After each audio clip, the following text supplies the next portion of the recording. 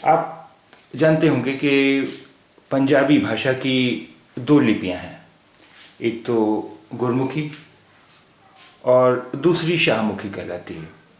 गुरमुखी लिपि में पंजाबी भाषा यहाँ लिखी जाती है हिंदुस्तान में, और शाहमुखी लिपि में पाकिस्तान में लिखी जाती है पंजाबी भाषा।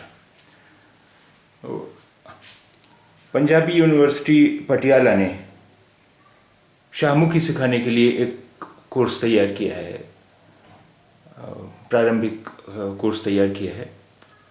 हम उसकी मदद से शाहमुखी लिपि पढ़ने की कोशिश करेंगे। शाहमुखी लिपि वास्तव असल में वही फारसी लिपि है जिसमें हम यहाँ उर्दू लिखते हैं, वही लिपि है, लेकिन उसे पंजाबी में उसे शाहमुखी लिपि कहते हैं। तो देखिए, यह है पहला अक्षर उसका, अलिफ। अलिफ अलिफ और देखिए, अलिफ जिस तरह हिंदी में मात्राएं होती हैं, उस तरह उर्दू में शाहमुखी में कुछ चिन्ह होते हैं, कुछ निशान होते हैं। देखिए, ये जो निशान है, ये जो आप देख रहे हैं निशान,